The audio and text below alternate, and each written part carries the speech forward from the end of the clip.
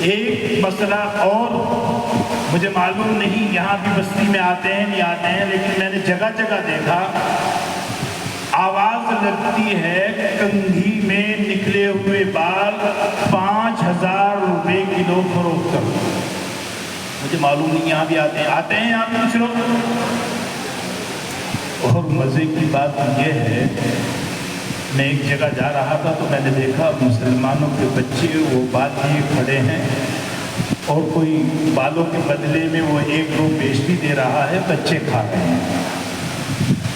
فروخت کرنے والے بھی وہ جو اللہ اور اللہ کے رسول پر ایمان رکھتے ہیں، خریدنے والے بھی وہ جو اپنے آپ کو مسلمان کہتے ہیں لیکن مسئلہ معلوم نہیں کیا، اپنے اماموں سے، اپنے مفتیوں سے، اپنے علماء سے معلوم نہیں کیا۔ یاد رکھو ان کنگھی میں نکلے ہوئے بالوں کا فروخت کرنا بالکل جائز نہیں ہے۔ یا انسان اپنا کوئی بدن بیچنا چاہے، بدن کا حصہ بیچنا چاہے، آنکھ کسی اور کو بیچنا چاہے، ہاتھ بیچنا چاہے، خون بیچنا چاہے، بیچ نہیں سکتا، جائز نہیں۔ حضرت مفتی صاحب موجود، ہمارے یہاں مسئلہ چھڑا، بات چلنے لگی۔ اب جب تک فتویٰ سامنے نہ ہو، کچے بلکہ میں کہوں بڑے مفتی مسجدوں میں جو 2 4 ہوتے ہیں وہ ماننے کے لیے تیار نہیں۔ میں نے مفتی صاحب سے فتویٰ منگوایا، فتویٰ میں نے انہیں دکھایا، بلکہ ایک عورت تو یہ معلوم کرتی ہے کہ ہمارا پڑوسی بہت غریب ہے، کیا میں اپنے بال جو کنگھی میں نکلے ہوئے میرے پاس بہت سارے جمع ہے، میں انہیں فروخت کر کے انہیں بیچ کر اس غریب کی مدد کر سکتی ہوں؟ دارالعلوم کا فتویٰ آیا کہ بالوں کا بیچنا جائز نہیں ہے۔ معلوم ہوا جو کام جائز نہیں ہے کار خیر میں اسے خرچ کرنا بھی درست نہیں۔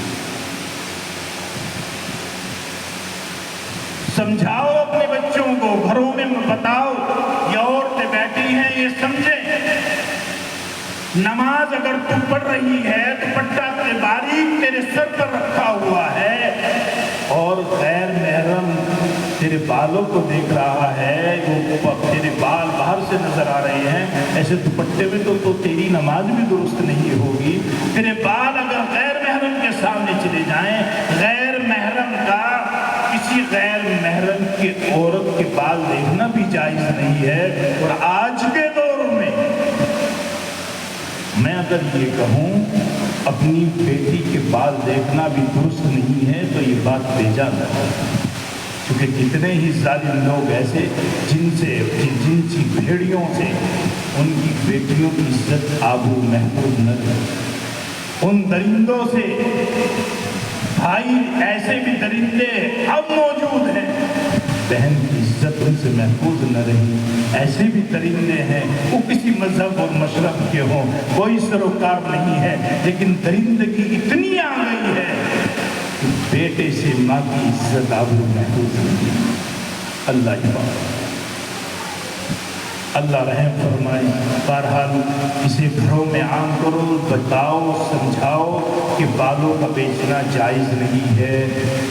دعا ہو رہی ہے اور دعا سے پہلے ہم سے، مجھ سے، آپ سے، ہم سے کچھ نہ کچھ غلطی اور کوتاہی ہوئی ہوگی۔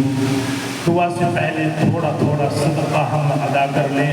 رات کا وقت ہے، اللہ ہی بہتر جانتا ہے کس کا کتنا وقت اس دنیا میں اسے گزارنا ہے، کب زندگی کی شام ہو جائے اس کے علاوہ کوئی نہیں جانتا۔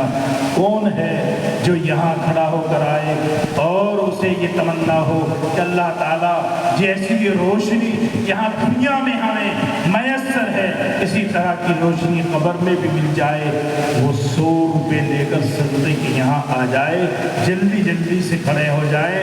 100 روپے صرف، میں 500 نہیں کہہ رہا ہوں، کل آپ کو چندہ دینا ہے 100 روپے، جو اپنی قبر کو روشن کرنے کے لیے ماں بہن بیٹیاں بھی بیٹھی ہیں وہ بھی آ جائے ماشاءاللہ۔ یہ آپ کا حسن اخلاق ہے، میرے بھائی نے 200 کا دیا ہے ماشاءاللہ، اللہ سلامت رکھے، اللہ آپ کو آباد رکھے ماشاءاللہ۔